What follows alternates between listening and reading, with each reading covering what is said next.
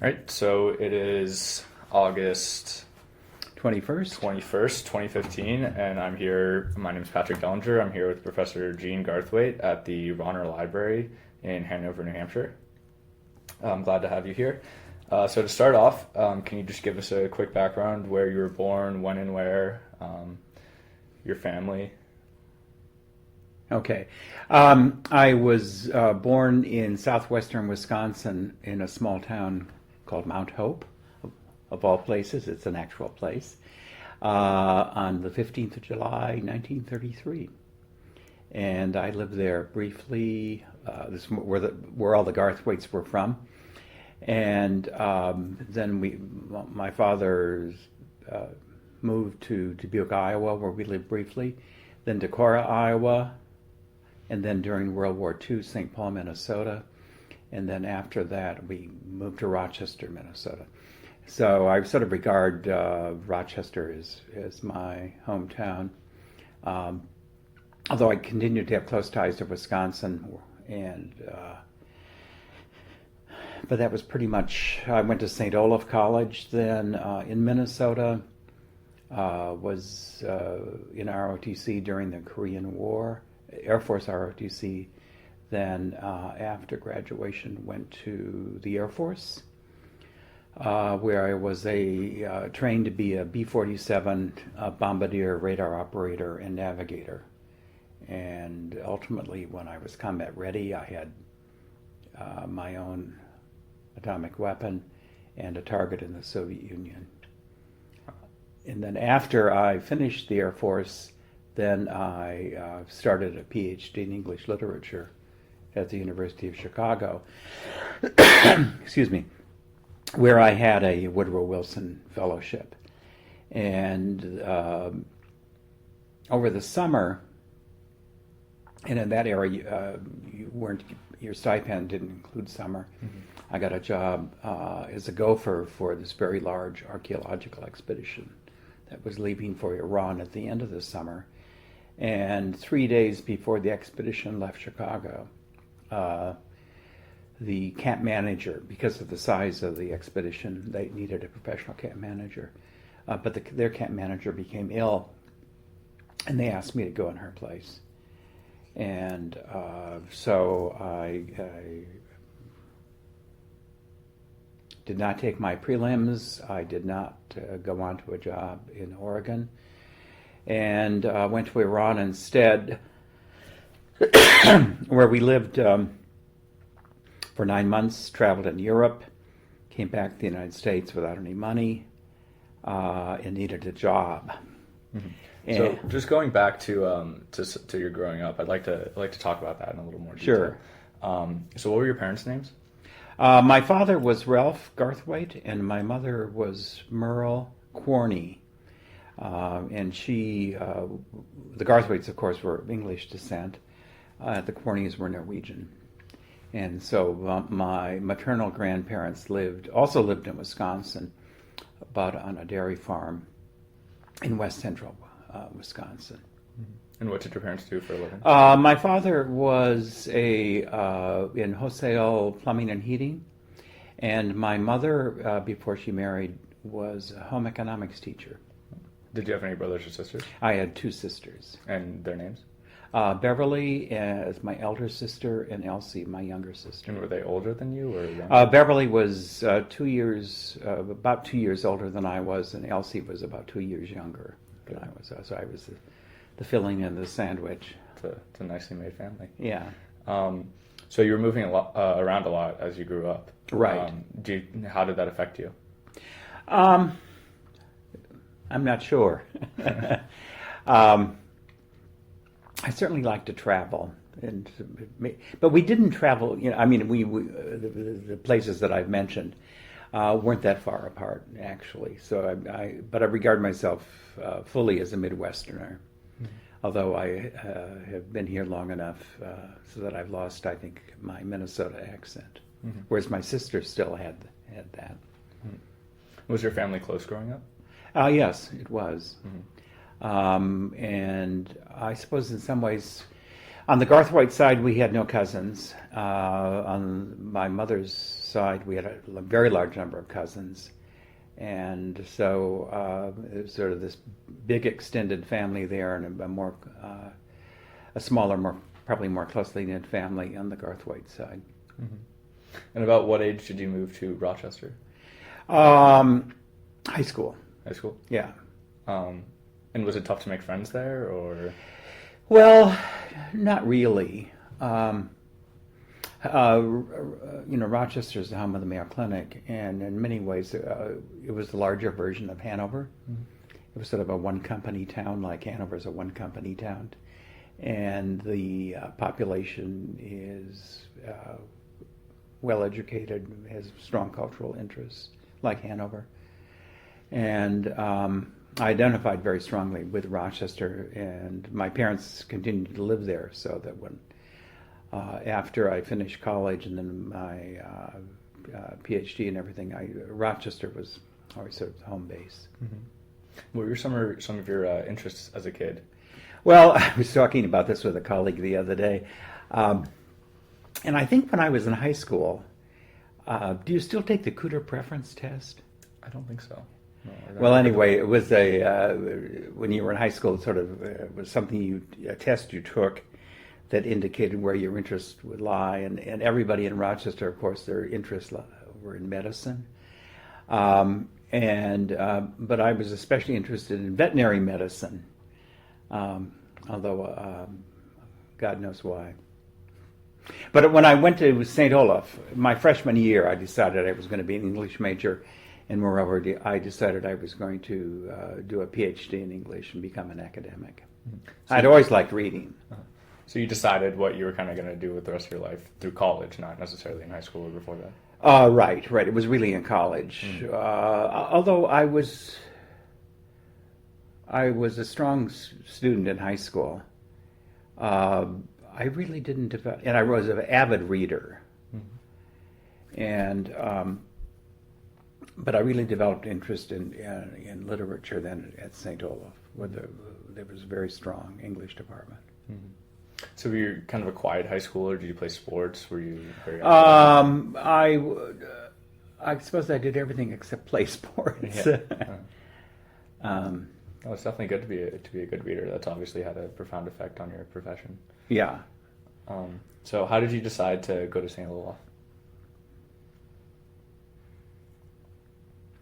To be quite honest, I'm not sure. It's the only college I applied to. I had visited St. Olaf and had liked it very much, and I had known others from Rochester who had gone there. Mm-hmm. So it was my first choice. And in that era, it wasn't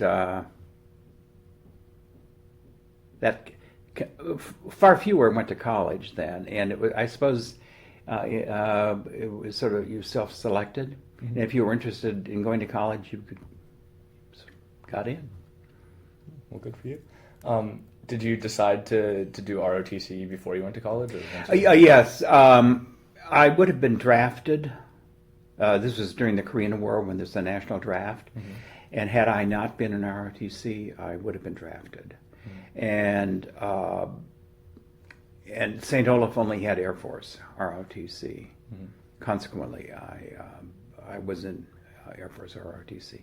My eyesight, especially my depth perception, which is still bad, disqualified me from becoming a pilot. Mm-hmm. But on the B-47, we were called, or in the Air Force, we were called triple threats and the brain of the plane, because we actually did all the mental work. The pilot and the co-pilot on a B-47 only took the plane off and landed, and then refueled. Otherwise, they read comic books. Well, I worked the entire 11 to 14-hour flights that we had.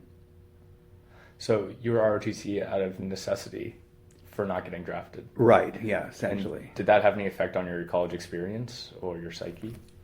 I suppose it did. But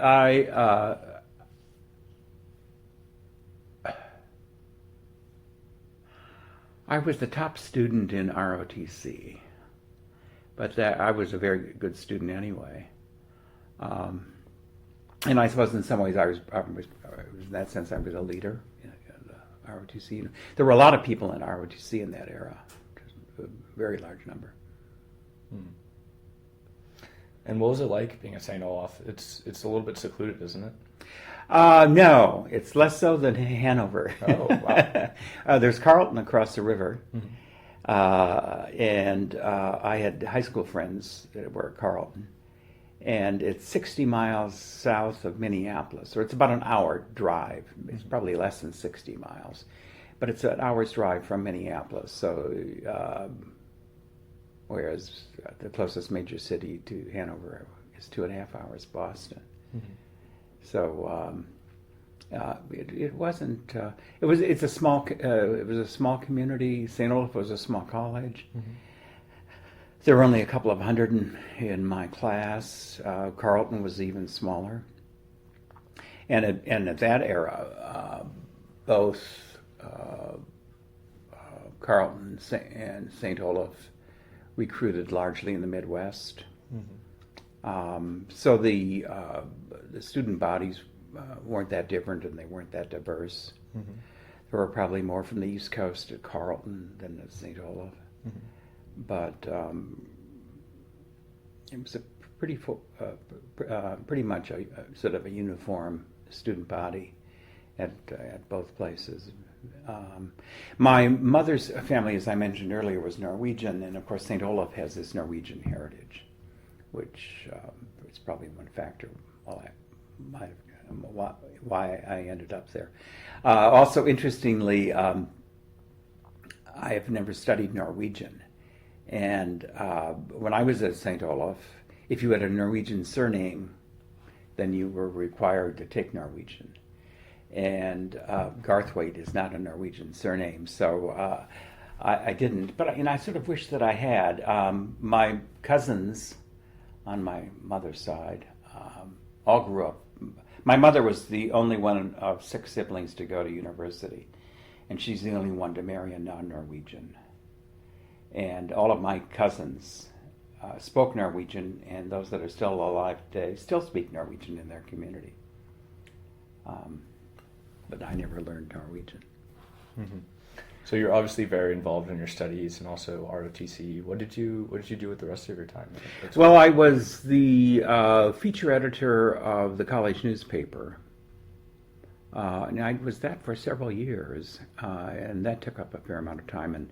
And I participated in other kinds of activities at St. Olaf. But I suppose most of them had a literary bent. Mm-hmm. So you really fell in love with literature while at St. Olaf. How did that come to be? I don't know. My father in particular and the Garthwaites were great readers. Mm-hmm. And it was just something that I always did. Yeah. Mm-hmm. So after college, you were assigned to a position in the Air Force. Right. Went immediately into the Air Force. Mm-hmm. Can you talk a little bit about that? I spent a month, like everybody else, at Lackland Air Force Base, where they sort of get all the paperwork together and assign you to your next training base, which was in California, in Sacramento, and it was in SAC, the Strategic Air Command, which was the choice career path had I stayed in the Air Force.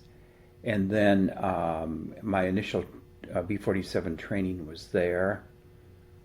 And then I was assigned to what became known as McCoy Air Base in Florida, but it was in Orlando, which is now Orlando's International Airport. But that was a small but a major SAC base. Mm. And then assigned to a crew. And there, the crew trained together, sort of advanced engineering. Mm-hmm. So what was your training like? You were obviously trained to be a B-47. You called it a triple threat, right? Yeah. Was it very intense training? Very intense. And I suppose most of our time was spent with navigation. Mm-hmm. And believe it or not, I was trained to navigate with a sextant. Wow. Nobody is today. And so we had to learn the stars and how to shoot sun lines and that sort of thing. But the B-47 was a beautiful aircraft, but it was small and quite slow. And it had electronic equipment, and everything, of course, was doubled. But there was the fear that in combat, both systems might be knocked out, and therefore you had to learn the non-electronic methods of navigation, like shooting stars with a sextant. And similarly, I took command of the aircraft on the run down the bomb run, and I could release the bomb manually if necessary. Again, if the electronics failed. So Dr. Strangelove, when I saw it, had a ring of truth to it. And I could actually crawl back into the bomb bay and arm the bomb manually, if need be. Again, if the electronics went out. And our target from Florida was in the Soviet Union. And we refueled twice, once over the Atlantic and once over North Africa. There was no plan to refuel us on the way back. And why do you think that is? We weren't going to make it back. I mean, the plane the assumption was we'd run out of fuel and crash, either over the Mediterranean or Africa. And how did you deal with that? You didn't give it much of a thought, really. You just hoped everything turned out well. Yeah, we carried what was called a blood chit, but it was a piece of silk that was maybe 16 by 16 inches, and on it were, in many languages, were printed, whoever found us and brought us back safely or as a body would be given $10,000. Wow. So, but you don't think about those things. And was it? Oh, go ahead. Jonathan Mirsky, who was a colleague of mine here at Dartmouth, who's very much involved in the anti-war business,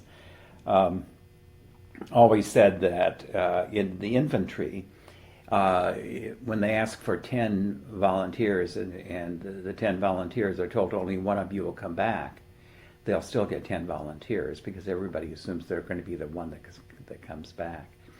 But again, it's not something that we gave much thought to. Mm-hmm.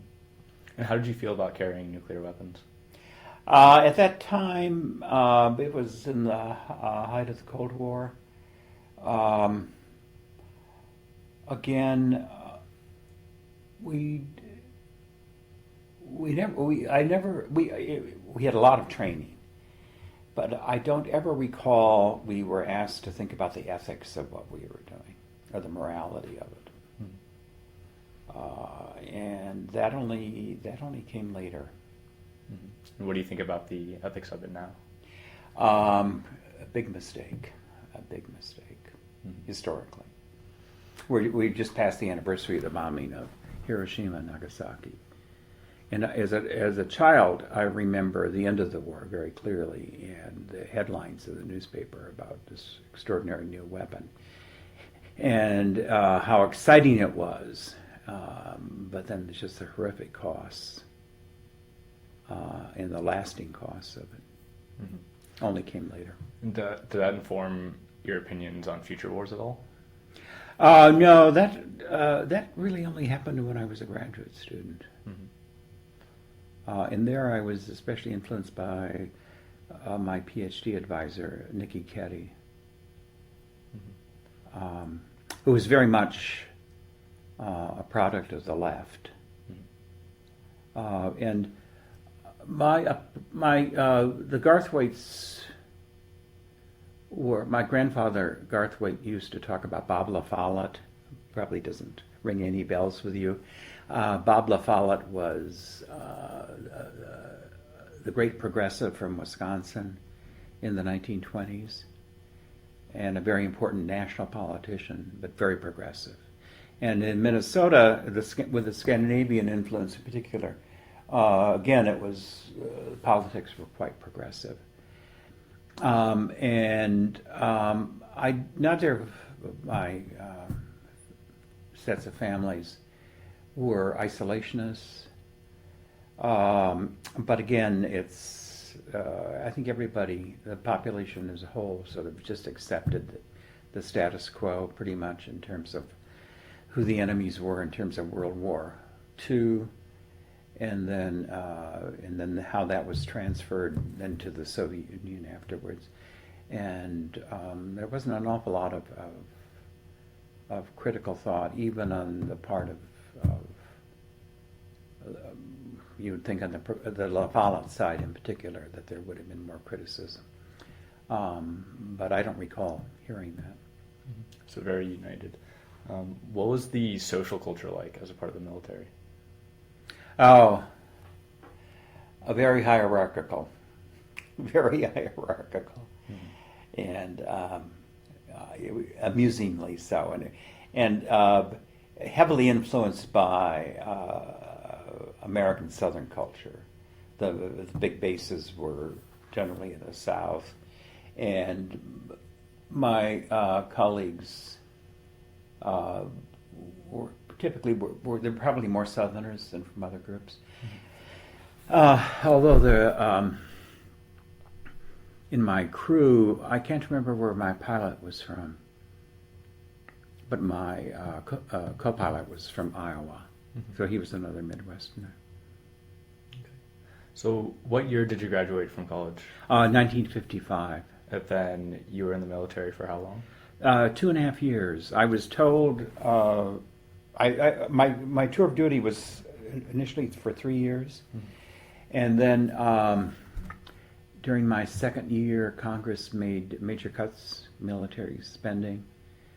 It was a wind down from the Korean War, and we were told either to sign up for an indefinite tour of duty, which would have meant 20 years, or to get out right away. And so I got out after 2.5 years because I had a Woodrow Wilson Fellowship waiting for me in Chicago. So I knew quite clearly what I wanted to do. And how did that come about? Academic record. Was it just given to you, or did you apply for it? Oh yeah, I applied for it. These Woodrow Wilsons were national graduate school fellowships. So you knew you wanted to do English, was it? That's right. From college? Yeah. And what school were you going to? The University of Chicago. Okay. And how long did you spend there? Well, before I got out in February, and then I spent two quarters at the University of Minnesota, because Chicago didn't start until September. And this is which year was this, by the way? I'm trying to reconstruct. So I must have started at Chicago in the fall of '58. But I was studying German at the University of Minnesota. In that era, you had to have 2 foreign languages for a PhD. And so then I was at Chicago a 1.5 years. And how did you get involved in the Iranian prehistoric project? That was, again, I needed a summer job, and while I was studying for my prelims, and so I ran errands for them, and it was projected that there would be between 55 and 60 specialists with the expedition, which was originally scheduled to go back to Iraq, to Jarmo. It was a prehistoric archaeological expedition, and the leaders of it were Robert Braidwood, his wife Linda Braidwood, and Bruce Howe. And very, very distinguished. They were the leaders in this very important field, and they had done a lot of excavations in the Middle East. And Braidwood was a pioneer in the use of science and archaeology. There were paleobotanists. There were all kinds of other sort of non-archaeological specialists as well as archaeologists and anthropologists. And he had this huge grant to take this number of people back to Jarmo. And then the revolution occurred in Iraq, and the royal family was deposed, and it was impossible then to go to Jarmo. And so they were looking for a similar geographic zone where they could do prehistoric work. They were interested in the domestication of plants and animals. And so they ended up going to west central Iran, around Kermanshah. And conditions were extremely difficult in that part of Iran. And so they had to plan on all kinds of contingencies, and I sort of participated in that. And the expedition was going to start out in Mittersill in Austria, and then drive in 2 jeeps and 2 small trailers. 3 jeeps and 2 small trailers, drive from there to Iran.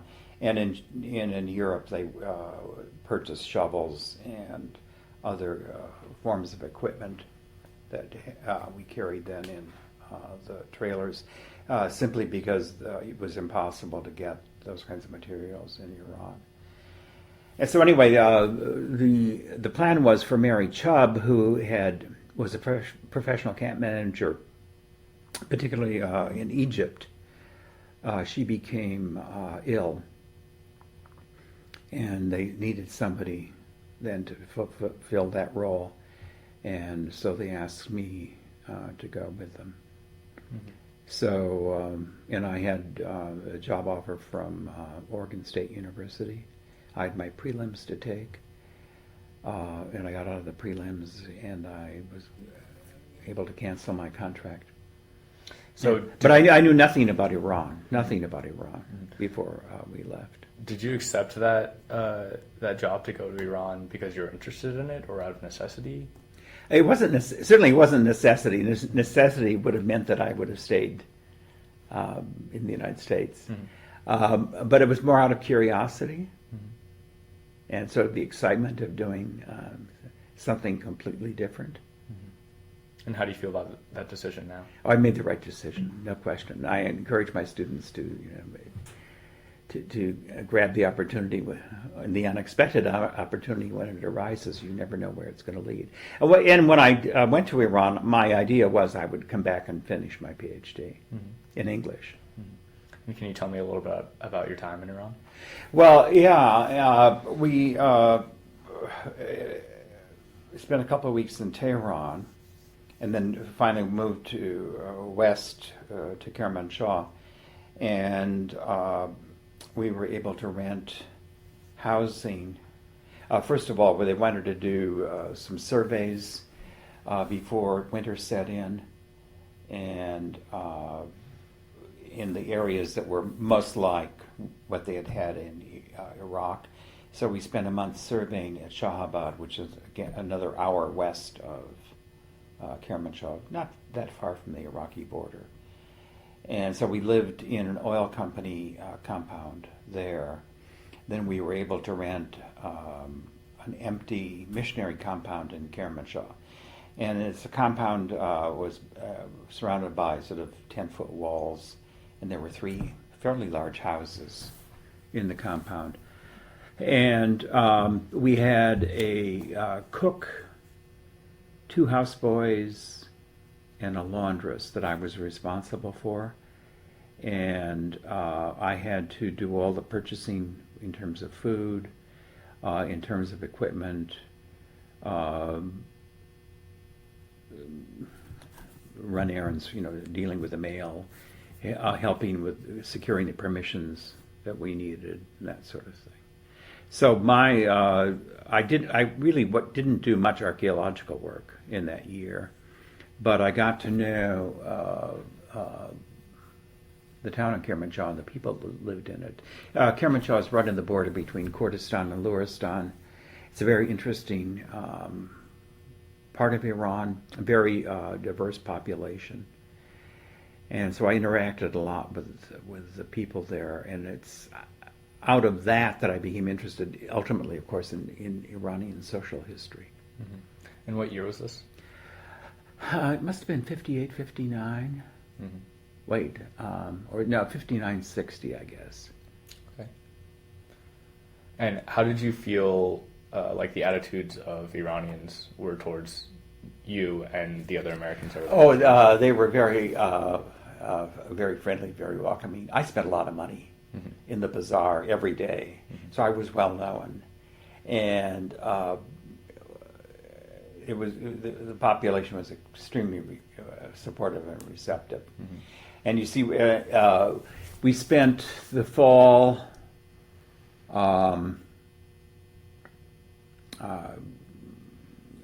gathering material at various sites, and then in the winter that was analyzed and a decision was made then where the excavations were going to begin in the spring. Mm-hmm. And then in the spring they hired over 100 workmen to do the excavations, and the Braidwood's former archaeological foreman was an Egyptian, and he came from Egypt. And then we had three major sites. One was roughly 20,000 BC, and the others were around 8 to 12,000 BC. The other two. Mm-hmm. And so the sites were excavated. Then everything had to be shut down and packed up and shipped off. Mm-hmm. And so you attribute the Iranians' attitude to your economic effect on them. How do you think they would have acted had you just been, a regular American there? There wouldn't have been any problems. And there was never any hostility. They were probably quite curious, and probably most Iranians thought we were looking for gold. This is a common idea that some archaeologists are digging for the rare objects are for gold, and this the primary purpose of this, and the secondary purpose of this expedition was scientific, mm-hmm. and it really nothing glamorous was expected. They did find one very unusual mother goddess figure. And then an Achillean hand axe, which is around 75,000 BC, which was totally unexpected. But otherwise, it was quite unglamorous, if you know what I mean. It's not the Indiana Jones kind of thing. Mm-hmm. So did you feel any effects from the U.S.'s involvement in Iran previous to that? Well, no. See, I knew nothing about Iran before we left, other than the fact that oil came from Iran and they had a Shah. Mm-hmm. But I knew nothing about the history, nothing about the culture. Mm-hmm. Kermanshah is interesting too because it's a part of Iran where the Islam that was practiced was quite heterodox, and there were a number of Islamic sects in the region which are far from being orthodox. So it was quite interesting from that perspective too. But there was never any hostility directed at us. Mm-hmm. And then also during the winter, the Braidwoods did some teaching at the University of Tehran, and then a group of us then did a tour of Iran. I took one of the jeeps and traveled around, looked at archaeological sites and historic places. So you felt no hostility from them, and you obviously found them interesting, considering your future career choice. Yeah. But what were your emotional feelings towards them, towards Iran and the people there? Well, I actually, I grew up in the Midwest, which is very green, and we arrived in Iran in the early autumn in September, and I couldn't get over how brown it was.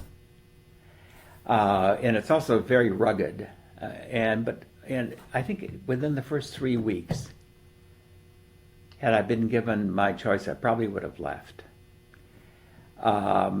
Because it was so alien and so unfamiliar. And it was, I suppose there was some difficulty in adjusting too. But after those initial 3 weeks, I sort of fell in love with the country and with the people and the culture. And I found it absolutely fascinating. What in particular about Iran do you think really drew you to it? I think the countryside, and in the spring, it's dramatically green, but it doesn't last long. But the people themselves are sort of very warm and engaging, and then wonderful food. And you see, too, at that time, Iran was probably 75% rural in terms of where the population lived. It was an agricultural community, and there were lots of pastoral nomads. And so it was completely different from what I had grown up with. And I suppose my interest in literature had a romantic side to it. And Iran was sort of fit into that side of my nature. So it's 1960, and you just spent a year in Iran. What happened when you came back to the United States? Well, my younger sister got married, and I had married while I was in the Air Force, and we spent the summer after the expedition dispersed in June. We spent the summer in Europe, and that was my first trip to Europe, and came back without any money, needed a job, and so I got a job in aerospace because of my Air Force background. And I also got a job because I could write a complete sentence. And so I was in the management division of Aerojet General in Sacramento, California. And I was quite successful, except I had I had a very limited future because I didn't have an engineering degree. Everybody else that I worked with I had an engineering background because of the Air Force, because all of my training there, but I didn't have an actual degree, and therefore I had no future. And furthermore, the division that I was in was responsible for contracts and that sort of thing, and management. And I think there were 20 or 21 of us in that department, and 2 of us did all the work, which didn't bother me. But I decided it wasn't the future for me. But then I had to decide whether to go back to Chicago or to change fields.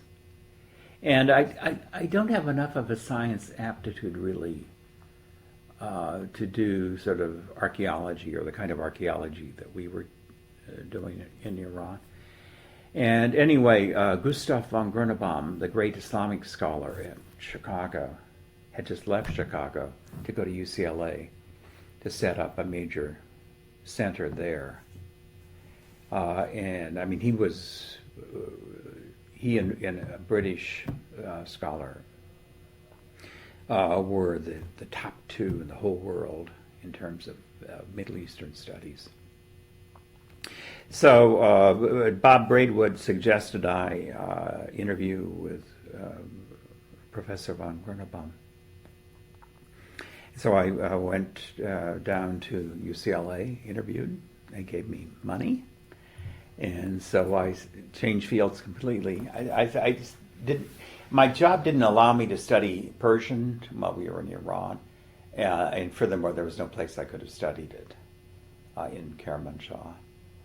And so, anyway, I sort of started all over again with history, Persian, Arabic, that sort of thing at UCLA. Mm-hmm.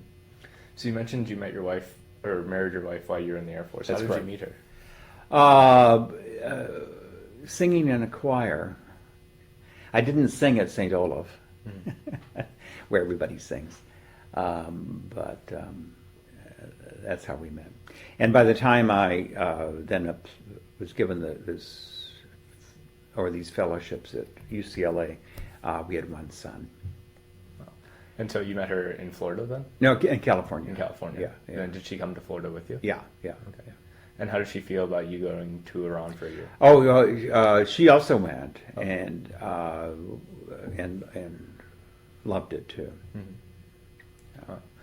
So you're at UCLA, and you're studying history. And this is from around 1961? 62. 62? Yeah. Until? 65. Okay. And then I did my prelims, and then went back to Iran 65 to 67 to do research for my thesis, for my PhD thesis. So in that period, obviously, there's a lot of important Cold War events, the Cuban Missile Crisis. What were your experiences? And also the Civil Rights Movement, Of course. and then and that hit us, and that related very much to the free speech movement that started at Berkeley, then spread to Los Angeles, to the two major UC campuses, and then I mentioned, and in addition, von Grunebaum had just arrived at UCLA, and he had brought into to do Iranian history. He brought in Nikki Keddie,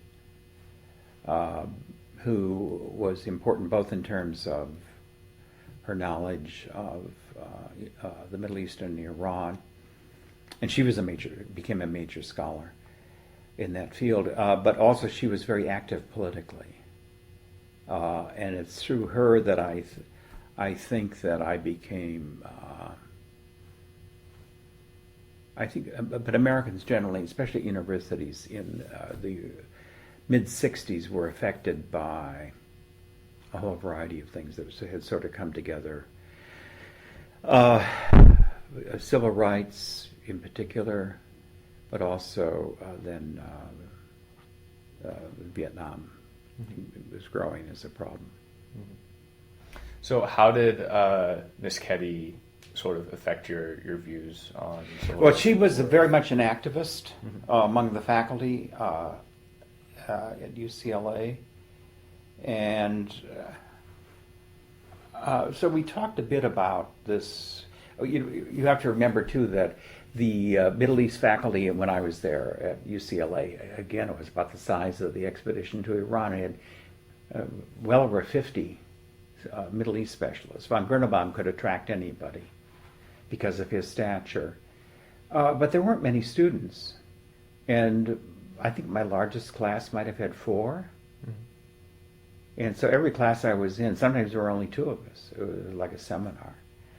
And so, my Persian class was larger, and my Arabic class was larger. But all of the other classes were tiny. And so there was an opportunity, and we were quite a small group, and very, very international, very international.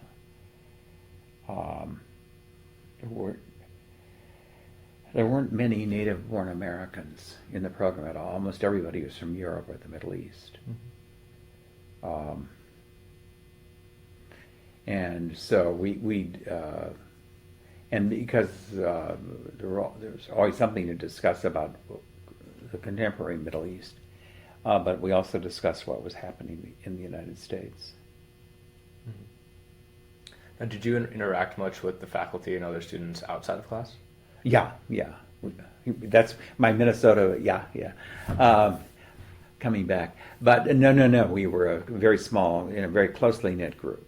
And we socialized a lot together, and much less with faculty outside the classroom. There was a bit, but not an awful lot. This was an era when male faculty all wore coats and ties. Mm-hmm. And with Professor von Grunnebaum, he was extremely formal. He was from Vienna, and escaped the Nazis, and so it was a completely different era. And so von Grunnebaum was a very formidable person in every sense of the word, but at the same time terribly generous and kind. But you didn't really socialize Mm-hmm. with him. He had us to his house the Christmas holidays, maybe once a year. But he encouraged. I organized a couple of dinner parties, and when he found out at my house or our house, and when he found out about that, he reimbursed me by giving me books, that sort of thing. So.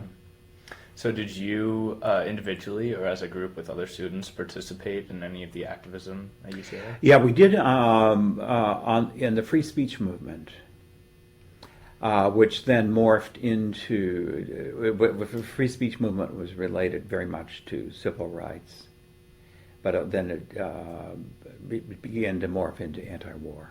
Mm-hmm. And what did you see as the faculty politics at UCLA at the time? Well, I wasn't really aware of so much of faculty politics, other than Nikki Ketty. I mean, she was that. You have to remember that women were not on faculties then, and so she was. It was very unusual to have a young woman be given a major appointment, and von Grunnebaum was responsible for that. But also she was very much a part of the left, and which was another strike that was held against her. In fact, she was a woman, and then she was way to the left. She had a lot of problems. Mm-hmm. But nevertheless, she did get tenure, and again, von Grunnebaum supported her 100%. Mm-hmm. So what brought you to Dartmouth?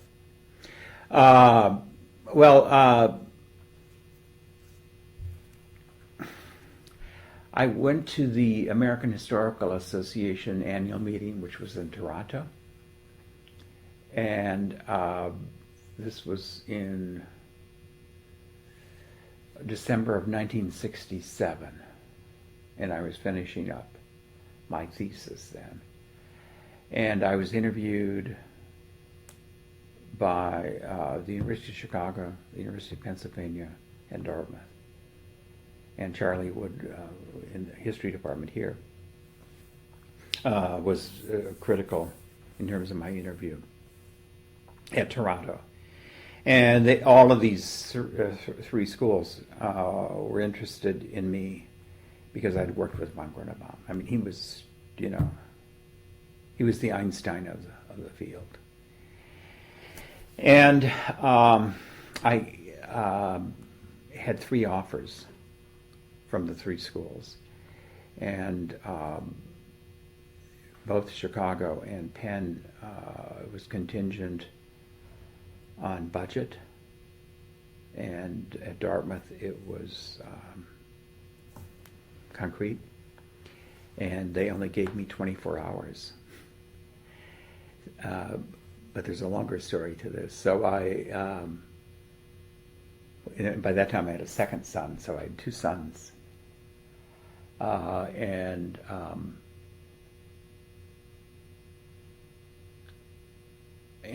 a third on the way, actually. So the Dartmouth job was the one I took. And then about a month later, I can't remember if Chicago came through first or Penn, but both of them came through and made me counteroffers. But I had already accepted Dartmouth. And when you're a graduate student, what you want to do is you want to replicate your graduate school experience. Despite the fact I'd gone to a small undergraduate college, you want to be in a graduate center. And although neither Chicago nor Penn were at the stature of UCLA, or the Middle East Studies Center, UCLA, which was world class. That and Harvard were the two big ones in the United States. But nevertheless, they were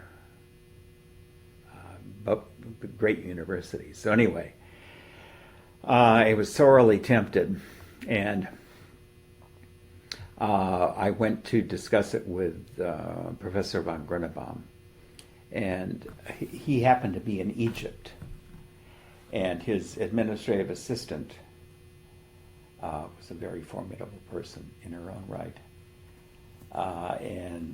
So I told her what my dilemma was, and she said, well, I'm going to talk to Professor von Grunebaum by telephone this afternoon, so I'll convey your dilemma to him. And she said, come back tomorrow and I'll tell you what he says. And I went back the next day, and she very sternly, her name was Mrs. Dillon. Mrs. Dillon very sternly said, Mr. Garthwaite. It was always Mr. then. I didn't have my PhD yet. You will go to Dartmouth. Professor von Grunebaum said you had given them your word. And so you will honor your word. And there was no questioning then that I would go to Dartmouth.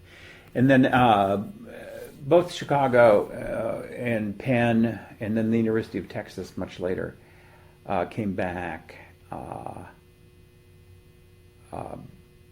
And Chicago had been given a lot of money by the Shah, and they wanted somebody who was, an Iran specialist. And they came back, but again, I decided to stay. Mm-hmm. So. Did you ever regret that decision? No, not really. And I've lived here now for so long that I've lived here longer than any other place in my life, so it's become home. Mm-hmm. So you mentioned your thesis. What did you write that about? Well,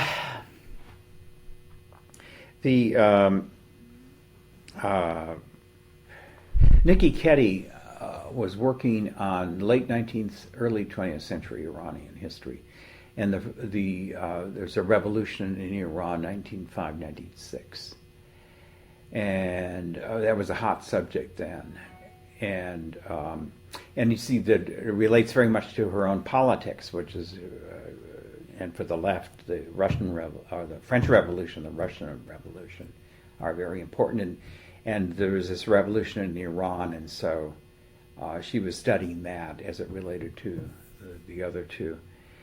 And so I chose as a topic this great tribal confederation, the Bakhtiari, that played a very important role in the revolution, and especially putting down a counter-revolution in 1909. And I chose that subject with the assumption that the tribal elites probably would have had kept records, and there would be documents. So historians are always looking for sources, and nobody had ever studied this subject before. And so I chose the Bakhtiari then, and then went back to Iran in 65 to 67 to do my thesis, and didn't really find much. And I met the number one historian of Iranian history was a British woman by the name of Anne Lambton. And again, a very formidable person, in every sense of the word. And I met her in Tehran, or I met her in London, actually. No, I met her first in Tehran. I tried to see her in London. She was at the University of London, at the School of Oriental African Studies. And I told her that I tried to see her in Iran, and she said that she would have discouraged me, because she was interested in this subject too, and had never been able to find any documentation for it. And so my thesis was, I wrote, used limited Persian sources, but relied heavily on British sources. So I came to Dartmouth, and then a thesis is never, published theses are a peculiar animal. And so I needed to do more research and more rethinking to turn my thesis into a book. And so I came to Dartmouth, was given a sabbatical and a faculty fellowship, went back to Iran for a year. And that year, then I found these documents that nobody knew existed. And it took a long time to gain the confidence. These are in private libraries. To gain the confidence of the grandsons and the great-grandsons of these important leaders in the Constitutional Revolution, 1906. And so I photographed. I worked primarily with two libraries. The Bakhtiari divided into three major families, and I worked with two of the families, and never really got access to the third family for a variety of reasons. There were bitter rivalries between the two families, but especially between the two and the third family. And so I photographed everything in one of those two libraries, and I photographed about half of the documents held by the second family. And then that provided a completely new basis for my book, which turned out to be then a very pioneering book. Tribes in the Middle East play a very important historical role, and this was the first book actually to use tribal documents to recreate that history. And so the book, when it was published by Cambridge University Press, included my photographs and my translations of them, and then my analysis.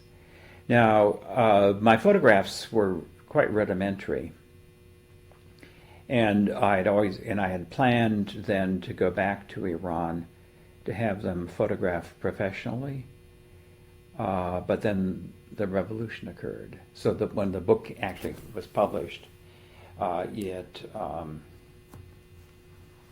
had to rely then on my photographs. Mm-hmm. And in the course of the revolution, these private libraries, one in particular, was destroyed, and the others dispersed. So the only records then are of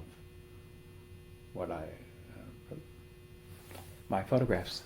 So you went to Iran and published this book sometime in the 70s? Yeah. Do you know about when that was? Oh gosh, when was, let's see, it was just about the time of the revolution. It was finally published. Late 70s? Late 70s, okay. Yeah. So you came to Dartmouth in 1968. 68, right. And how would you describe the campus climate when you first arrived? It was all male. We had Saturday classes. But I must say attendance was pretty sparse. It was not only all male, it was virtually all white.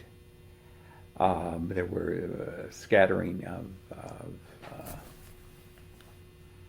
of students of color. There weren't many international students. Everybody looked more or less alike. Everybody was not only middle class, upper middle class, upper middle class, and upper class. It was quite traditional. Mm-hmm. How would you describe it socially and politically? Politically, I would say it was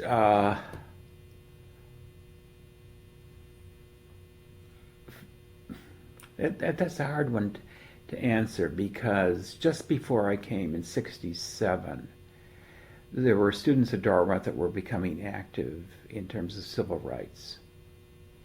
The anti-war came just a bit later, but there was a concern about civil rights in particular. And what sparked that was George Wallace, the civil rights movement, some of the marches in the mid-60s. And so there was a group of quite progressive Dartmouth students. And so that, and you see that my field, Middle East, and at Dartmouth I really didn't teach my specializations. Although I did have one of my early courses was on the tribes in Iran. But the students that took my courses were much more international in their outlook, and they probably weren't typical students. And so that in my contact with them in the classroom, and at that time faculty were much more involved socially with students. Faculty, and you see the faculty was mostly male, almost all male. And there would be faculty cocktails at fraternity houses Friday afternoon. There was a much more socializing. And you see, we weren't that much older than the students either. So that the students that we had contact with, I would say, were probably the most progressive ones on campus. Mm-hmm. But was there definitely a conservative part? Oh yeah. And the faculty was extremely conservative, and the English department, for example, was a bastion of conservatism. The economics department was too, but they did have, not in English so much, but in economics there were a couple of radicals, and we actually began to use that term. And I can give you an example of that. Cesar Chavez was organizing Mexican grape pickers, trying to organize them into a union in California. And because the vineyard owners were resisting unionization, he called for a national boycott of California grapes. And so the co-op, there was a big fight, the Hanover co-op, about whether or not to have grapes or not. And the history department, the history department and the economics department shared a lounge on the third floor of Reed Hall. We were both in Reed Hall. We were on the second floor and they were on the third floor. And we all supported. And you see, Lou Morton, the chair of the history department at the time, was brought in by President Dickey, a very distinguished military historian, was brought in to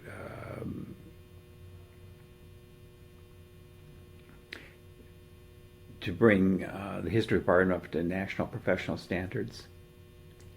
And so he brought in the group of us. There were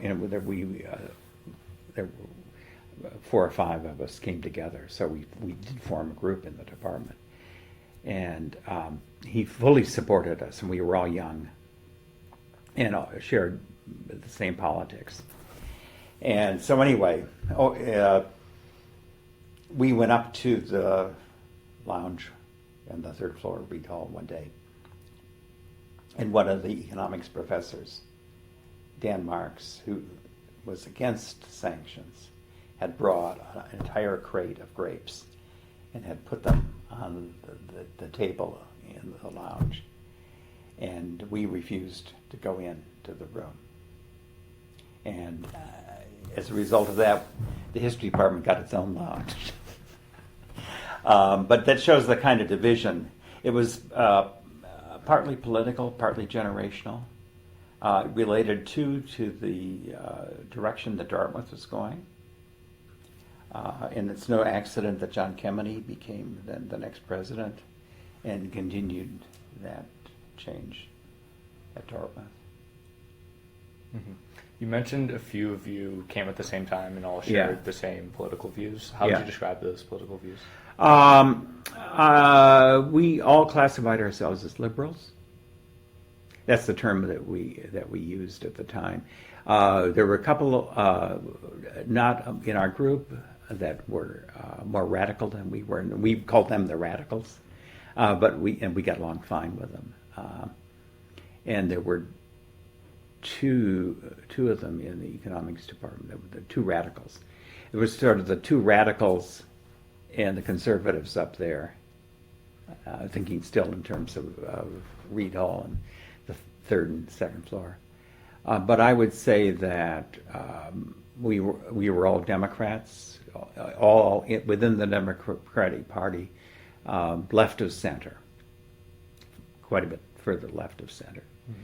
And we supported, civil rights, supported were early feminist issues. Marisa Navarro was part of this group, and she was the first woman to go through the ranks to be tenured at Dartmouth. We were all part of the anti-war group. We were all internationalists. I think that, and it was Leo Spitzer was an Africanist. I did Middle East. Marisa did Latin America. And then Pete Slater did American history. Rusty Eisenberg, who wasn't in the regular ranks, also did American.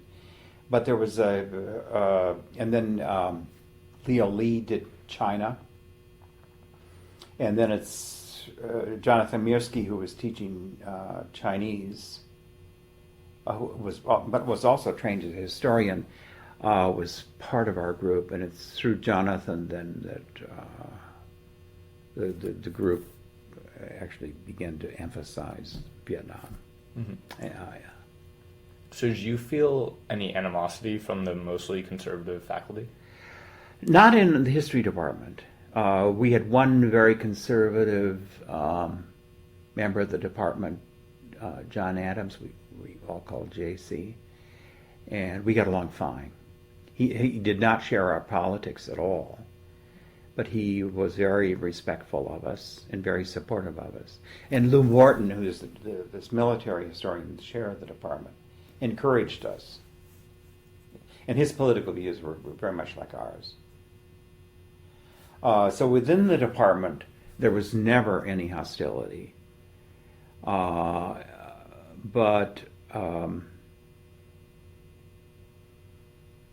there was some in the other departments. And I remember one faculty meeting. It was when John Slonticki was still president. And I can't remember why the purpose of the department meeting, but he came to the department meeting with his lawyer because he was that concerned about what was going to take place. And let's see, when did he step down? Was it 70 or 71? But anyway, I can't remember what the issue that was coming up before the faculty and all of the young faculty.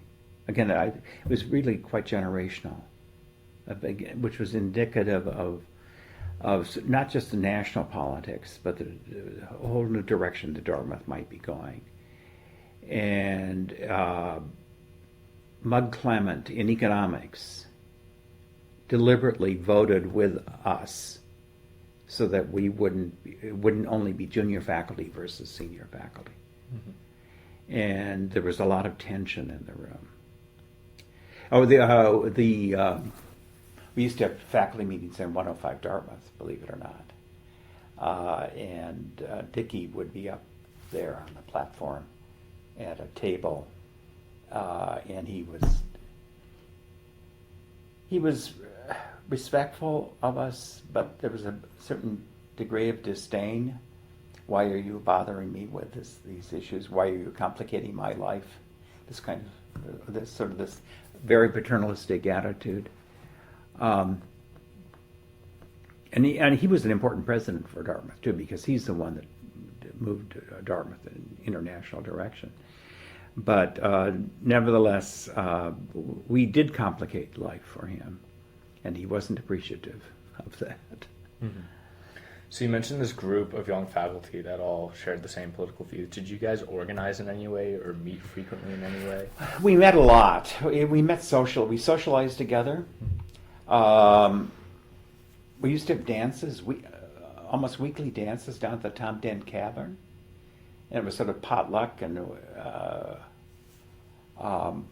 so we socialized together, and we occasionally caucused to discuss political issues of what we could do as a group to advance these changes. And so there was a lot of interaction. Coming from UCLA to Dartmouth, did you plan to be involved in these political issues, or did No. it just... Yeah. But I had participated in protests at UCLA, and so that in one sense it wasn't that different, coming from UCLA to Dartmouth. And then of meeting like-minded groups, other young faculty. We all came at roughly 68. There were a couple that came in 67, and we came in 68, and some in 69. And so we constituted sort of a cohort with shared values. And it seemed like a very natural thing. And then, of course, in the late 60s, that's when everything began to heat up quite dramatically, both in terms of civil rights. President Kennedy had been killed, Robert Kennedy had been killed, Martin Luther King had been all three of them had been assassinated. And so there was heightened awareness of this. Ronald Reagan had just been elected governor of California. And I've never forgotten going to my Persian class, taught by a Persian, an Iranian, who the day that Ronald Reagan became governor of California said at the beginning of class that as a result of this election, the whole discourse was going to shift right. And it did. And so we were all aware of, national and especially international kinds of issues. So it was quite an exciting time. Mm-hmm. So you mentioned differences in faculty-student interactions between now and then. How would you characterize that change? Well, again, this you see, I'm of the older generation now, but I don't see my younger colleagues interacting with students the same way we did. And that might, in some ways, that might be a good thing. And I know that they interact with each other, but not again to the same extent that we did. Dartmouth was a much smaller place then, too. It's grown in size. Faculty's grown quite significantly. The student body has grown as well. And it's interesting because when I first came to Dartmouth, faculty always wore coats and ties when they lectured and in class. And in one sense, we were more formal, but in another sense, we socialized more with students. And again, remember the faculty was male, the students were male. And then gradually more women joined the faculty, and then of course coeducation began. And by the way, all of us fully supported coeducation.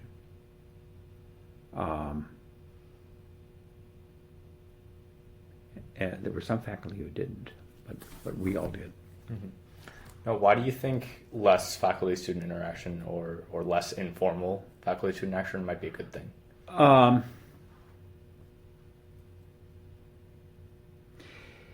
There were some faculty members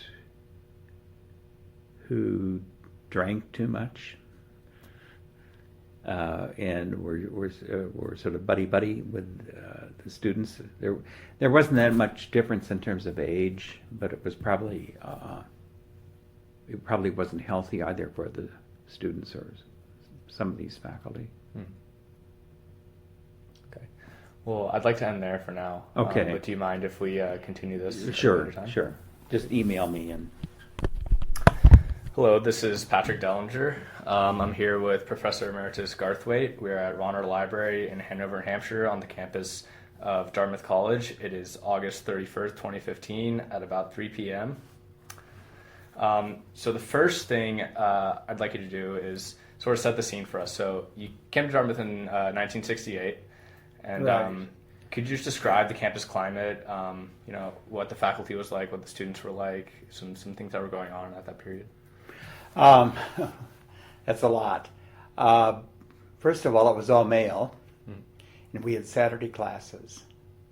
Although students then had a habit of not attending Saturday classes. It was when I look back on it, it was quite a different place. There were lots of new faculty. John Dickey had brought in John Kemeny to rebuild the math department, but also with a large aim of rebuilding the faculty. And so there were a very large number of very capable but very senior faculty, and then there was a large number of us who sort of arrived as a cohort in the late 60s. And I suppose if you were to identify what set us apart, was I think we were all more professionally oriented, more interested in publications, this sort of thing. But it was still, it was still very much the old Dartmouth. There were almost no women. Marisa Navarro, who came in the fall of '68 when I did, was the first woman actually to be brought in and attain tenure through the regular ranks. She wasn't appointed from outside as a professor or something. She went up through the ranks like the rest of us. There was, I think, I don't know if we talked about this last week or not, but there was, I think, more interaction with the faculty generally with the students. And that has changed, of course, quite significantly. But in the late 60s and then in the early 70s, as a result of Vietnam and as a result of the civil rights movement in this country, younger faculty in particular, some of the older established ones as well, interacted very closely with students in terms of political action. And I think all of this was very, very positive. And oftentimes students took a leadership role in anti-war activities or in civil rights events. And then, of course, the issue of coeducation came up when John Kemeny became president, and the same group of faculty and, of course, the student body changes every year, but the same group of students in terms of their political values were strongly supported coeducation. And coeducation was really a product, I think, of the civil rights movement and as well as the anti-Vietnam protests. And so there was, change was in the air. And I suppose, too, the changes that were occurring in the faculty were part of that process, too. So you mentioned coeducation, but what other issues are really important to students?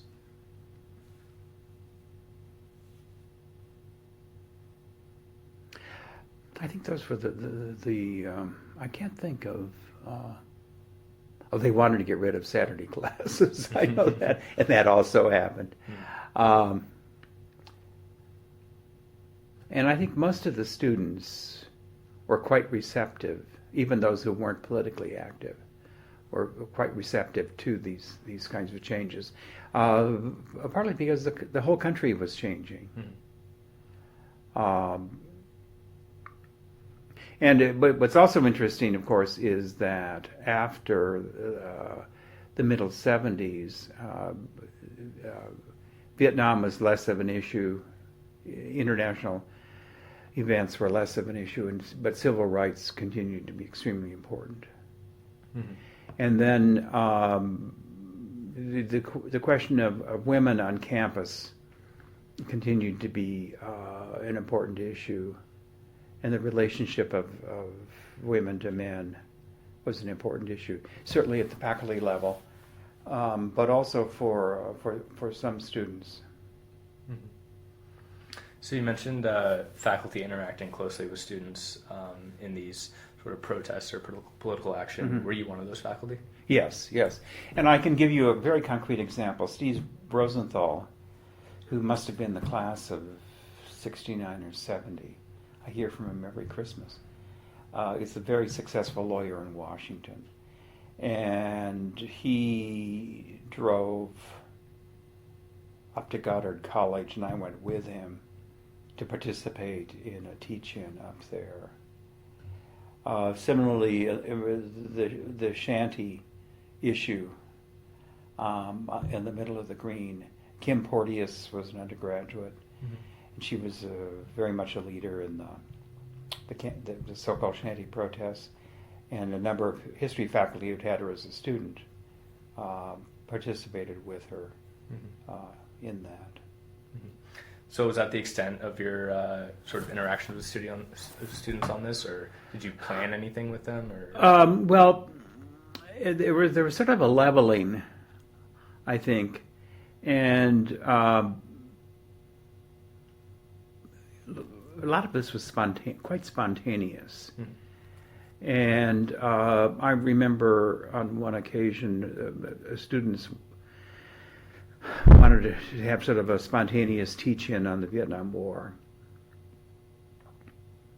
But yet they didn't have the standing to hold it, for example, in Spalding. And so a group of us faculty were able to arrange for that. It was very, very collaborative. And we weren't that much older than the students either, mm-hmm. maybe 10 or 12 years older at the most. And so there was, I suppose, something of a common link there in terms of age. I think I mentioned last week, too, that the split in the faculty, I think, was largely generational. Mm-hmm. And we were closer in age to the students.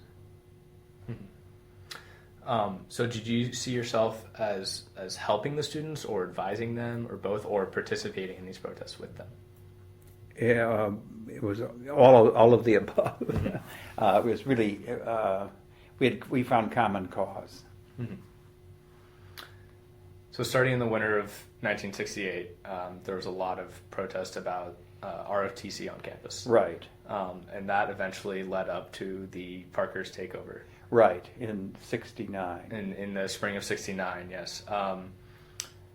So what are your reactions to that? Why do you think that came about? What was your role in it, if any? Well, like other places across the country, events in Southeast Asia sort of reached a tipping point in early 1968, and this was sort of the straw that broke the camel's back, and there was this outpouring of protest. And I suppose it was a protest against government policy, but I think it was probably, this is not my historical specialty at all, and I have a vague recollection of all of this, and I haven't thought about these things for a very long time. But I suspect that a lot of the protest was against the establishment in general, and this is where there's, I think, linkage between sort of the political status quo touching not only international issues, but then also domestic ones like civil rights, and on campus, the issue of coeducation. Mm-hmm. And I suppose I played a minor leadership role in some instances. I was certainly a participant in the teach-ins and in the various protests. We remember, and I also spoke at the faculty at a faculty meeting against ROTC, and I thought that I was in a strong position to do so, given the fact that I had been in ROTC myself. I remember once leafleting. That was another thing that we did in White River Junction, of all places, and this older Vermonter came up to me and said, "Young man, what have you done for your country?" And I said, "Well, I hold the rank of captain in the Air Force Reserve." And then it turns out he agreed with me on the Vietnam War situation. But I suppose, too, that I did not go into Parkhurst.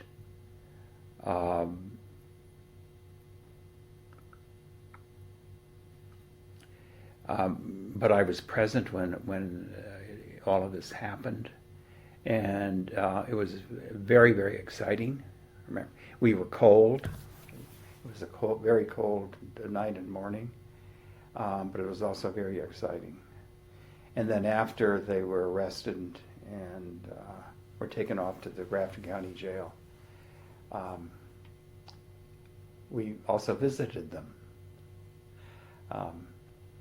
And there were some faculty that went to jail, but it was mostly students. Mm-hmm. So before the actual takeover happened, did you know it was going to happen? Did you have to We talk anticipated, and we thought that the administration would call in. I guess John Dickey called in, called the governor, who was on the board of trustees, and then they brought in. Was it? I can't remember what was it the National Guard? I don't remember that. I believe it was the state police. The state police. Yeah. That makes more sense. And the question was when all this would happen. What was the sequence? Mm-hmm. But it was fully anticipated that this would happen. So did you speak to any of the students that were planning this beforehand? Did you advise them or no, any communication? No. The takeover itself was I think largely student led, and we certainly supported them. Mm-hmm. But we or the group that I was with was a fairly large group, was not part of the planning. Mm-hmm. And I think you see too the takeover took place, and they were given the opportunity to leave, and if they didn't leave, then the state police would arrest them. Mm-hmm. And again, I think I really like the gentleman out here in Rauner. I should go back and look at the D and see how the D reported this. I've never done that, but I think it was largely spontaneous. There were a core group of students that were clearly the leaders, but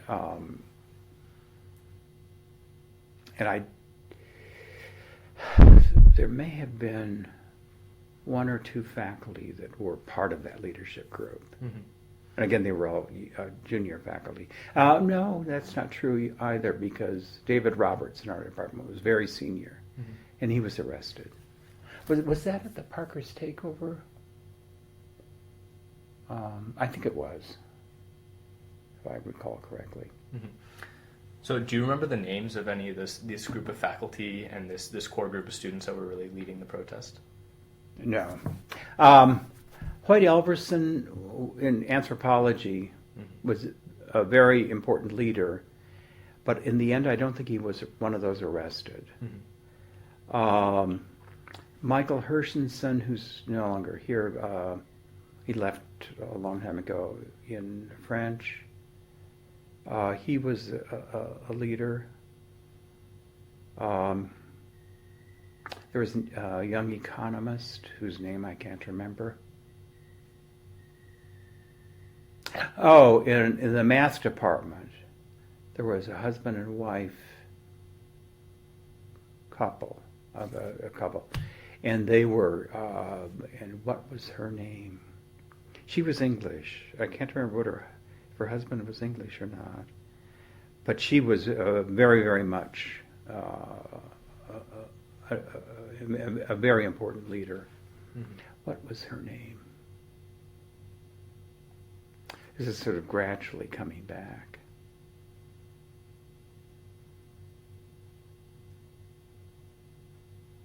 But they all came back to the faculty. A number of them did not get tenure, but they didn't get tenure for other reasons and not for their political views. Mm-hmm. And this core group of student leaders, did you have many interactions with them?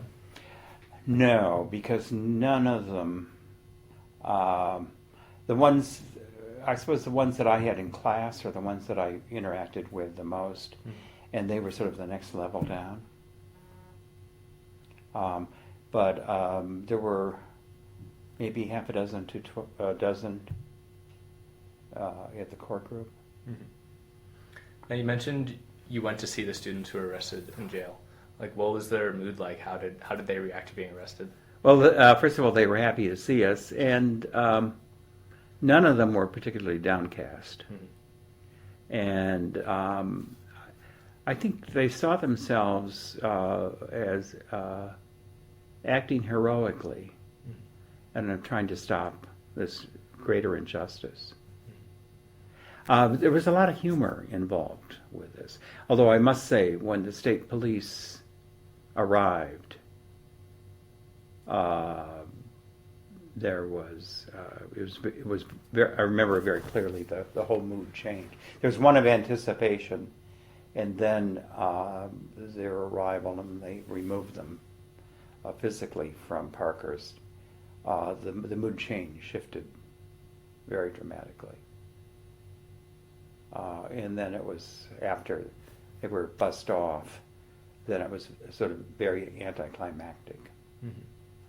And then the question was, what kind of punishment would be meted out for them? So did these students feel like they had accomplished something? At the time, yes. But of course the war went on and on and on. And do you think they accomplished something? I think, yes, I think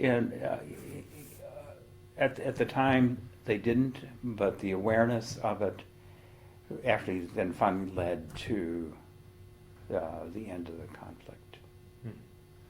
But it was, the whole issue was, at a national level, was very, very divisive. There were some divisions on campus, but I think it was less divisive here than it was nationally. And I think there was considerable community support for the anti-war movement on campus. Mm-hmm. It wasn't just Dartmouth students and faculty, it was the larger community. Mm-hmm. Now you mentioned how the college would deal with these students afterwards. How did that process go? Well, then there was, the equivalent to what do you call it now, the COS? We call it Parkhursting now. Anyway, there was a committee that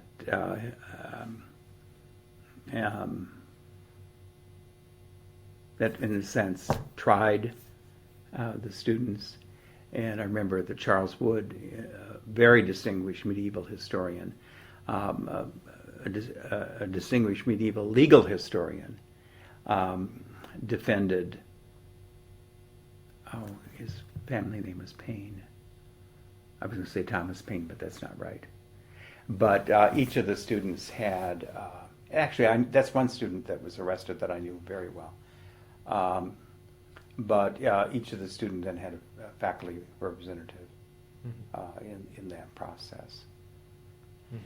And so that was followed very closely. Did the faculty have any role in deciding their punishment or in the lead up to Parkhurst besides defending individual students? No, I think because the procedure followed established college guidelines. And so it was to make sure that the students got a fair hearing and that the guidelines were adhered to. I think that was the concern, so that this wouldn't be sort of a kangaroo court. So going back to before the Parkers takeover, the faculty decided to sort of reaffirm and strengthen their policy on protests and the like. Do you think that had any role in sort of instigating the Parkers takeover? No. I think it was much more, the origins of the Parkers takeover were much more national. And there were some students that I know in that leadership group that had participated in SDS. What was it? The student group that met in Michigan, a radical student group that met in Michigan. Some of them had been affiliated with that group. And they were the ones that brought, I think, the most radical ideas to campus. But the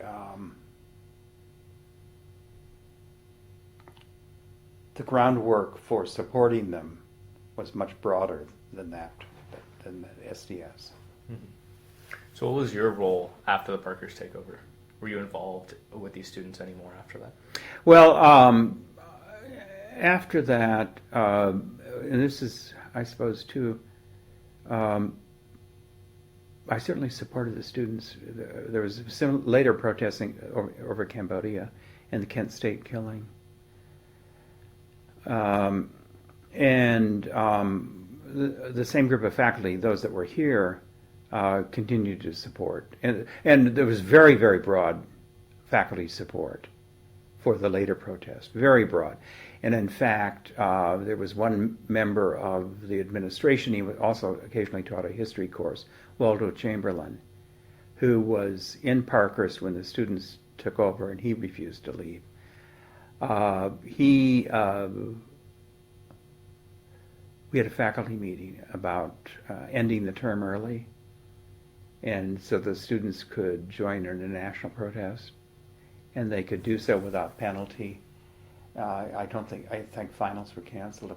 Waldo Chamberlain, who was in Parkhurst at the time the students took over, and refused to leave when the students demanded that he do so. Nevertheless, in the Cambodia protest period, supported the student protesters.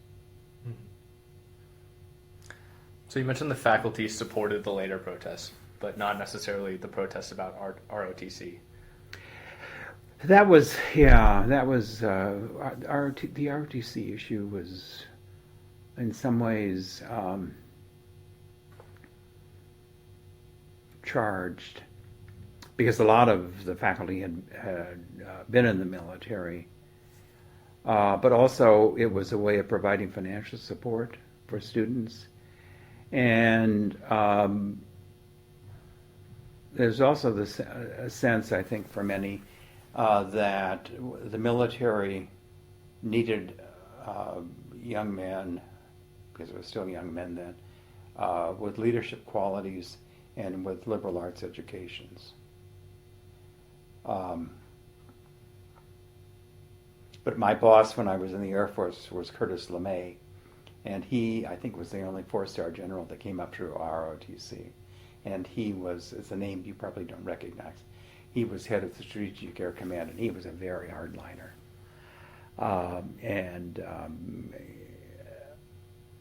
He was hardly an example of somebody who came up through ROTC, but it was thought very widely that ROTC was sort of a leavening agent for militarism.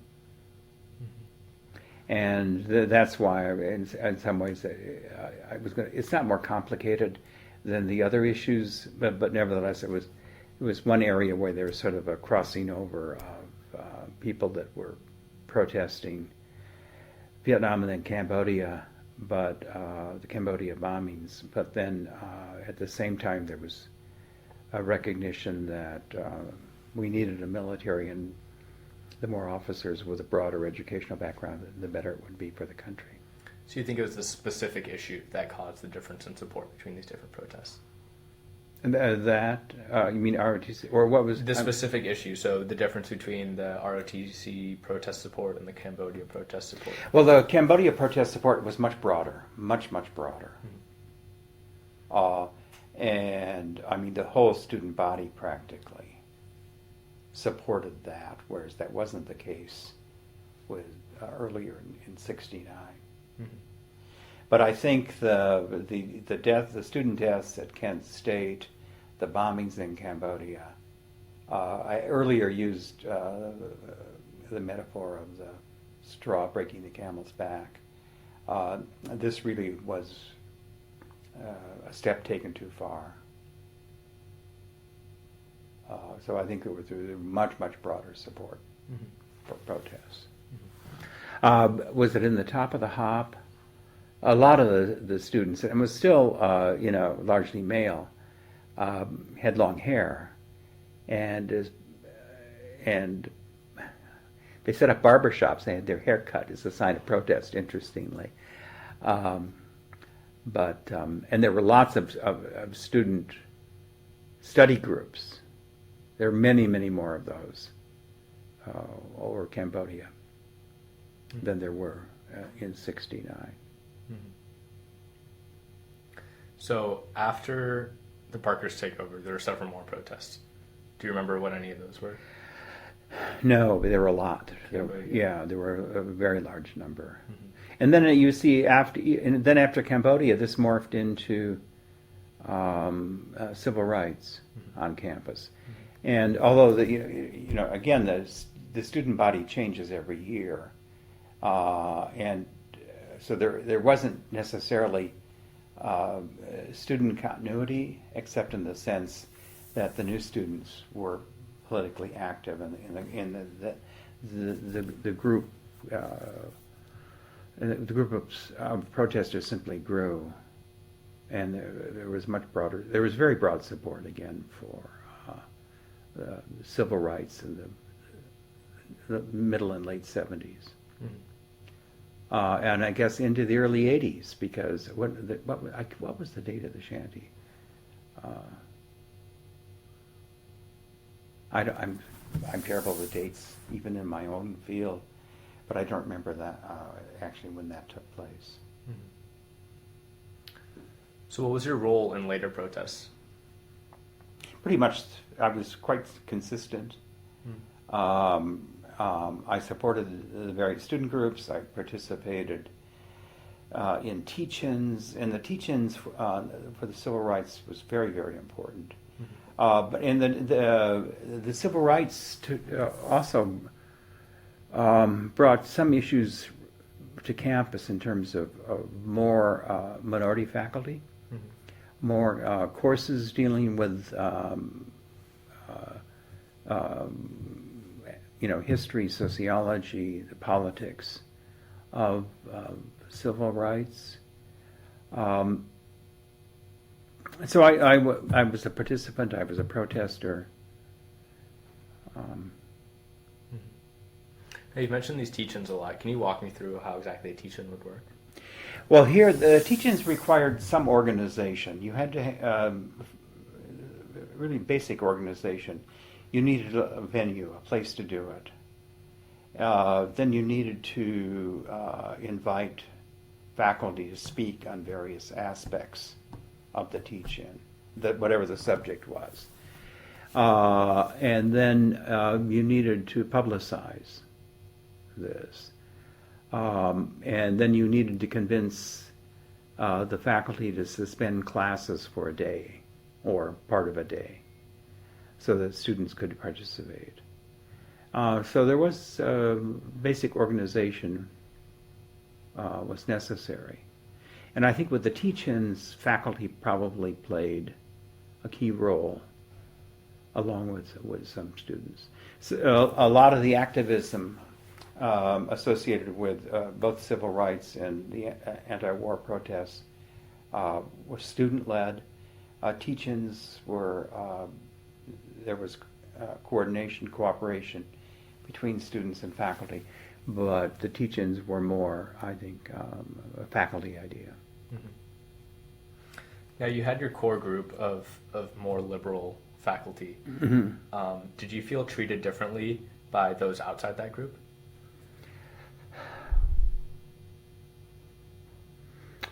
Yes, and in some ways we didn't care, but at the same time we knew that um, we had gone a step further that they disapproved of.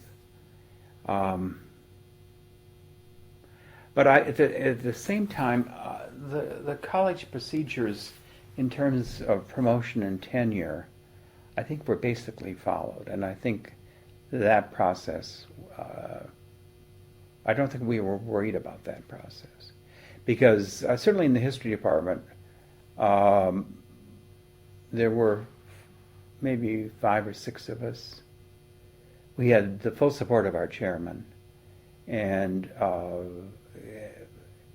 the explicit support of the faculty, most of the faculty, and implicit support of a few that were less than hearty about what we were doing. Mm-hmm. So you don't believe your career was affected? No, no.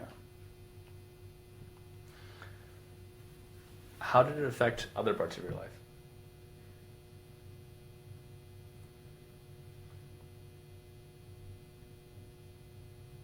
Well, I mentioned when we talked last that I was probably most influenced by Nikki Keddie at UCLA, and this related very much to the free speech movement at the University of California system.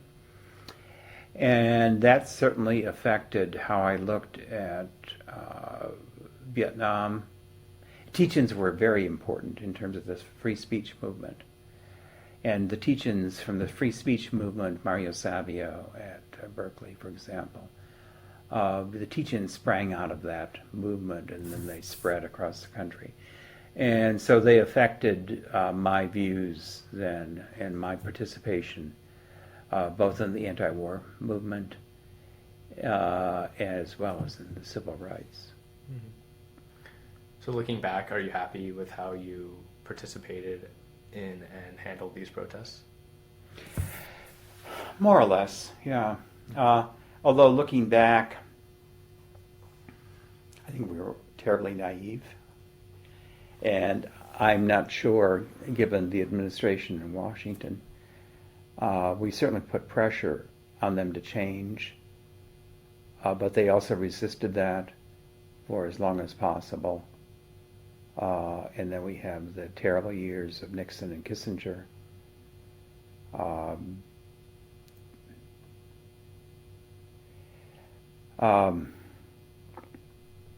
But also looking back, one realizes how important President Johnson was in terms of domestic affairs, and certainly in terms of civil rights, how prophetic he was, as a matter of fact, despite his own background.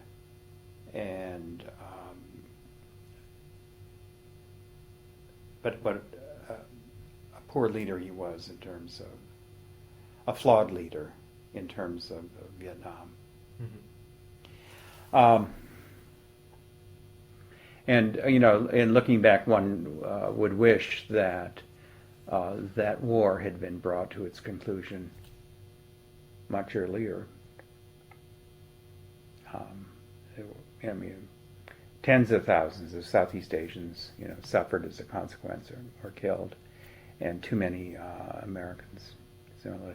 And also, I suppose one regret is how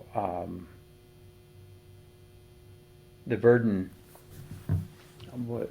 that we place the burden of guilt on the young men who were fighting, when in fact, sure they were fighting, but they were also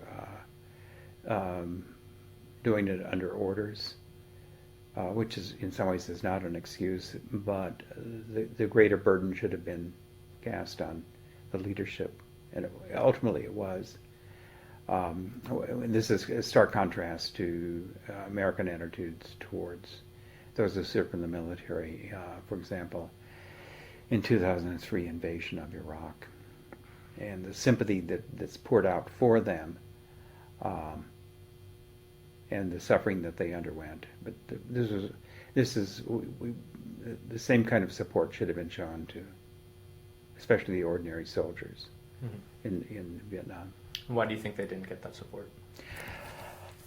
Because I think there was a kind of lumping together of the anti-war effort and those that were fighting it. No distinction was made as to culpability. But if you've read President Wright's book on how Americans have treated their military since the Civil War, not that much has changed. We now pay lip service to providing support for those who fought in Iraq, and then belatedly those who still suffer from the costs of Vietnam. We pay lip service to it, but we don't actually provide much beyond that for them. Now, you've seen a lot change at Dartmouth over the years, but do you think this crucial time of protest has changed the way the administration and the faculty deal with students?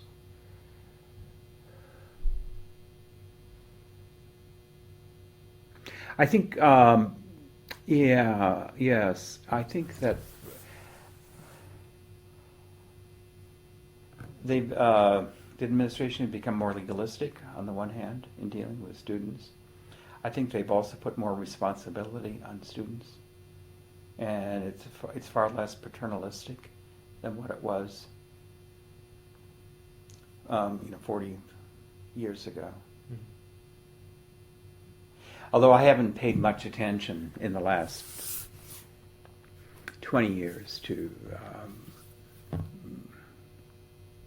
how students are disciplined.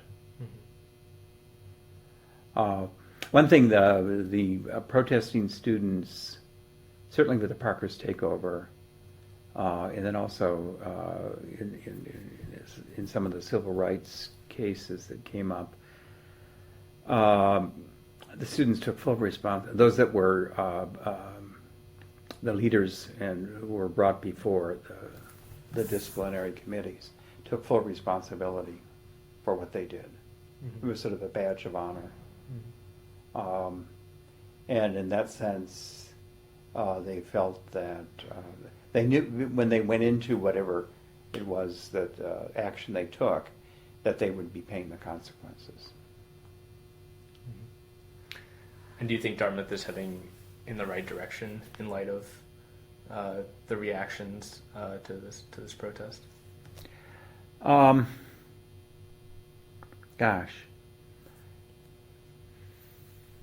I suppose it's an inevitable evolution from that experience, and that the various committees, it's the Committee on Standards, isn't it, COS? It used to have another acronym, and I can't remember what it was. But I think there has been some evolution, but I also think it has become more legalistic too. Some students actually had outside legal advice in the aftermath of the Parker's takeover, and I think that's much more common today. How did the students that didn't have that outside legal advice get any sort of legal advice? This is where the faculty stepped in, and although they weren't trained as lawyers, some of them had very strong legal skills and knowledge, and so the faculty acted as advocates for them. Now, if there are similar sort of protests on campus today, do you think it would turn out in a similar fashion? Well, you see, I can't imagine what the protests would be about today. I mean, the student body is much more passive than it was. This was a decade or a decade and a half of intense political activity across the nation at almost all universities and colleges. And I don't know what take the same thing to sort of reoccur today. Now, do you think Dartmouth was unique in that period? No, not at all. It was quite typical. And again, I mentioned going with Steve Rosenthal to Goddard, but there was an attempt on the part of students at Dartmouth to reach out to smaller schools and schools with the same kind of resources to provide support for them. So in that sense, Dartmouth played, I think, a regional role. But they also, the same group then would participate with student protesters in the other Ivies in particular. But they went beyond that to some of the regional colleges too. And do you think this whole period and the events within it had a positive impact on Dartmouth? Oh yes, very much so. And you see it, all kinds of changes were, some of the changes were in train when all of this broke out. Then John Kennedy became president of coeducation, year-round operation.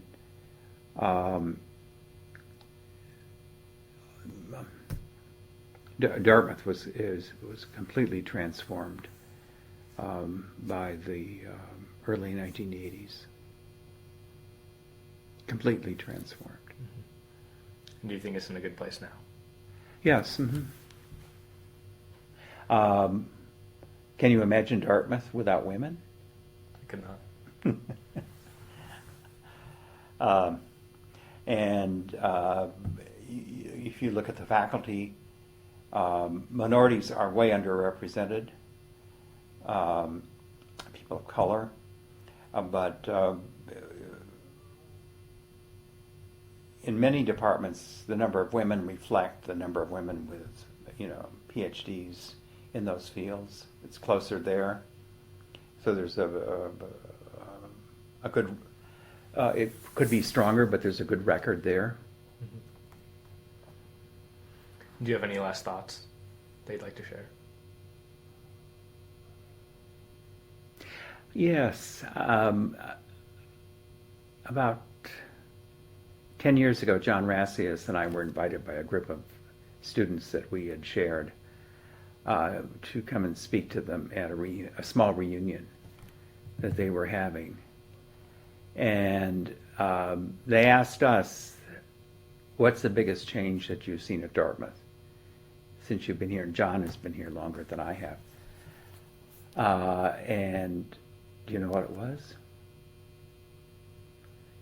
A sense of entitlement on the part of students, but also on a lot of faculty, and that's something that when women first came to Dartmouth, the women came from very much from the same kind of social backgrounds that the men did. They had many of the same interests. This whole issue of class, which Americans are very reluctant to discuss, that didn't change much. It began to change when more and more minority students came and more international students came. And then that began to change attitudes towards issues such as gender. And the other really important issues in American society. And then there's a shift. I think Dartmouth reflects very much changes in American culture. And this is where the entitlement, I think, the sense of entitlement comes in. Mm-hmm. And do you see that as a problem with the solution? No.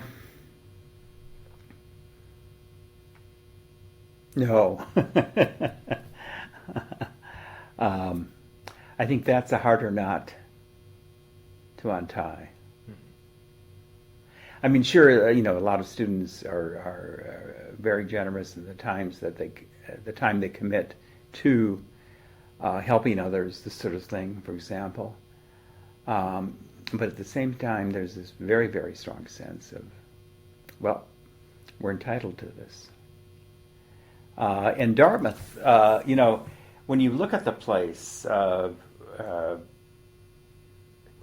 Dartmouth has all of the facilities, the faculty. It has everything that one would expect at a major university. And yet it's essentially still for undergraduates. And this is what puts Dartmouth in sort of a unique position. Sure, it's not Harvard or Yale, but it's not Williams or Amherst either. And often, who was it? Was it George Bernard Shaw that said childhood was too precious to be given to children? In a sense, Dartmouth students don't appreciate what Dartmouth has until they leave, and what an unusual and for many a missed opportunity this has been. Do you think Dartmouth is unique in its sense of entitlement? No, not at all. Yeah, and I think it just reflects again the changes in our national culture. Any last thoughts? That's it. Thank you very much. You're welcome.